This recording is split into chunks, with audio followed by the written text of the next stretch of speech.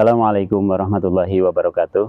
Para shaimin, shaimat yang masih tetap dalam ketaatan di hadapan Allah SWT untuk menjalankan puasa di Ramadan ini, semoga diberikan keistiqomahan, ya, diberikan kekuatan, dan tentunya juga diberikan kesempatan untuk bisa lebih maksimal lagi dibanding dengan Ramadan-Ramadan yang pernah kita lewati. Alhamdulillah, kita bersyukur kepada Allah bahwasanya kita terus senantiasa berupaya betul, ya, agar kita termasuk menjadi bagian dari orang-orang yang dicintai Allah Subhanahu wa Ta'ala. Ya, kesyukuran kita yang banyak ini juga perlu kita wujudkan dalam bentuk bagaimana kita berinteraksi, ya, dengan sesama kita, ya. Dan juga tentu ada hubungan langsung kita dengan pencipta kita. Kalau dalam bahasa yang sangat kita kenal, ada hubungan perkabelan, ya, namanya kabel, hablum minallah wa hablum minannas. Jadi ada dua kabel yang harus terjalin dengan baik, ya, harus terjalin dengan baik, yaitu kabel ke atas, ya, kabel ke atas yaitu hubungan dengan Allah, dengan kabel yang secara horizontal ke kanan kiri kita, yaitu dengan makhluk-makhluknya Allah Subhanahu wa Ta'ala. Dalam satu hadis yang dikutip di kitab Nasaihul Ibad, Rasulullah SAW pernah mengingatkan kepada kita tentang 3 hal yang bisa menyelamatkan, ya. 3 hal yang menyelamatkan ini artinya menyelamatkan kita baik di dunia maupun di akhirat. Karena itu sebenarnya adalah cita-cita kita semuanya. Semua manusia, semua orang yang beriman, dia berharap di dunianya dia bahagia, ya, kemudian di akhiratnya juga demikian. Beliau menyampaikan dalam hadis itu dengan jelas, dengan kalimat salasu munjiat wa salasu muhlikat, ya.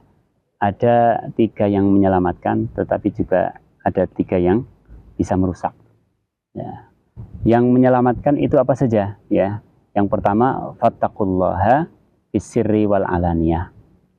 Yang pertama yaitu seseorang itu hendaknya senantiasa memiliki ketaatan kepada Allah, ya. Walaupun baik dia sendiri, ya, baik dia bersama-sama orang lain maupun sendiri, atau baik ketika dia sendiri maupun bersama orang lain. Ini secara mudah prakteknya adalah tentang bagaimana semangat kita beribadah itu seringkali, tidak selalu tentunya, ya, seringkali itu dimotivasi atau mendapatkan motivasi ketika dia ada teman atau tidak. Nah, termasuk juga dengan meninggalkan larangan Allah, ya, kan sama-sama taat, noh. Taat itu dalam hal perintah kita kerjakan, dalam hal larangan kita tinggalkan. Dalam hal ketaatan kepada Allah untuk mengerjakan amal soleh, itu kita kadang masih tergantung. Kalau banyak teman kita akan semangat, tapi kalau sendiri tidak terlalu semangat. Beda sekali, ya, beda sekali justru ketika kita bermaksiat. Nah, ciri orang melakukan kesalahan atau maksiat itu adalah tidak ingin diketahui oleh orang lain. Nah, makanya Nabi pesannya sangat kuat nih, ya. Bertakwa kepada Allah, selalu taat kepada Allah fis-sirri, ya, dalam kesendirian, ya, dalam kerahasiaan.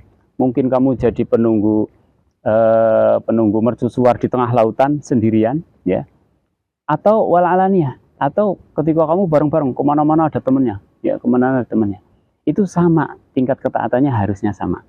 Kalau Anda tetap bisa bersikap sama ketika Anda bersama, juga Anda bisa mengatakan maaf, saya waktu sholat saya akan melaksanakan sholat. Demikian juga ketika Anda sendiri, waktunya sholat datang, Anda juga tidak menunda-nunda, maka ini masuk pada kriteria yang pertama. Kemudian yang kedua adalah wal qaulu bil haqqi fir ridha was sukhat, ya. Dia mau seseorang itu bisa mengucapkan ucapan yang benar, ya, senantiasa benar dalam dua kondisi, baik dia ketika ridho maupun sedang marah. Ucapannya selalu benar dalam posisi ridho ataupun marah. Ini agak sulit. Memang ini agak sulit karena ini memang godaan nafsu kita. Kalau kita sedang suka sama seseorang atau kita sedang cocok dengan salah seorang, kita mungkin akan selalu mengatakan apa yang dikatakan dia benar, ya, atau berita dari dia selalu kita benarkan. Atau sebaliknya, benarnya kayak apapun tapi orangnya tidak kita sukai, kadang kita menolak kebenaran itu hanya karena ketidakridhoan kita atas orang itu.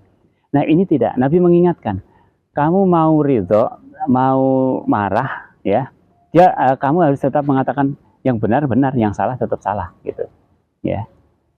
Dan mungkin lebih banyak ini secara praktek, mungkin misal contohnya dalam hal bersaksi atas seseorang, ya, dia bisa adil, ya, dia tetap bisa berbuat adil karena dalam riwayat yang lain al-adlu fir ridho wal ghadab, dia bisa berbuat adil, tetap bisa berbuat adil dalam kondisi ridho maupun marah, sama aja, ya. Kita punya 2 anak, ya, yang satu sulit sekali diatur, sudah begitu mungkin dia tidak penurut, kemudian pokoknya unsur-unsur yang kita katakan sebagai pembangkang misalnya gitu. Yang satu 180 derajat tuh, sholatnya rajin, tidak harus tidak harus diteriak-teriakin, ya, belajarnya juga demikian sebagainya, kebetulan nilainya lebih bagus, gitu. Nah, sebagai orang tua, ketika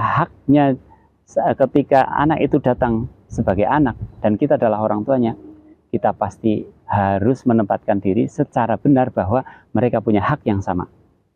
Walaupun kita sedang tidak suka sama si satu anak ini karena sedang begitu, ya, dan kita sedang sangat ridho, senang sekali dengan anak yang lain, kemudian yang ini dikasih, yang ini tidak, misal, atau ini diberikan perhatian yang banyak, yang ini tidak, maka hati-hati betul. Nabi mengingatkan kalau kita ingin selamat, ya, yang kedua yaitu dalam posisi kita ridho ataupun marah, hendaknya kata-kata kita selalu benar, ataupun perbuatan kita juga tetap adil. Kemudian yang ketiga, al-qasdu fil fakri wal ghani, ya, bersahajalah, gitu, punya sikap hidup yang bersahaja, ya. Kamu punya banyak hartanya, kamu tetap bersahaja. Kalau kamu tidak punya apa-apa, ya lebih-lebih tentunya harus lebih bersahaja, ya. Ya, tentunya ini adalah tuntutan sikap, ya, tuntutan sikap agar kita itu bisa menilai apa yang Allah fasilitasikan kepada kita berupa semuanya, dari mulai kehidupan kita, kesehatan kita, keluarga kita, sampai harta yang kita miliki, itu kan semuanya fasilitas dari Allah Subhanahu wa taala. Maka ketika kita dapat banyak, kita juga tidak kemudian merasa jumawa, berhak untuk menunjukkan ego kita, atau bahkan naudzubillah kesombongan kita, enggak. Demikian juga ketika pun kita sedang fakir, ya memang fakir, kejelekan orang fakir yang sangat jelek itu adalah sombong. Sudah fakir sombong lagi. Maka fakir itu, ketika kita fakir, ya layaknya kita bersahaja, ya. Kalau memang yang tersedia di rumah kita adalah nasi, tempe, kerupuk, ya sudah itu. Dan memang gaya kita tidak bisa lebih dari itu pada posisi fakir. Tapi ketika kita ghani, ketika kita kaya, mungkin kita bisa beli semuanya, bisa beli, gitu. Tapi kita tetap harus menunjukkan bahwa kita tetap hambanya Allah. Fasilitas yang kita dapatkan memang atas kerja kita, memang mungkin atas usaha kita, tetapi Allah tetapkan atas diri kita. Maka tidak beda antara fakir dan kaya, ya. Maka semoga kita semuanya bisa bersikap pada 3 kondisi ini, ya. Kita tetap taat kepada Allah, baik ketika rame-rame maupun sendirian. Kemudian kita bisa bersikap adil, baik itu kepada orang yang kita sedang ridhoi ataupun kita sedang marah kepadanya, sama saja kita harus bisa bersikap adil. Kemudian yang ketiga yaitu kita bisa bersikap hidup bersahaja, kita sedang kaya maupun sedang miskin. Wallahu a'lam bishawab. Semoga bermanfaat. Assalamualaikum warahmatullahi wabarakatuh.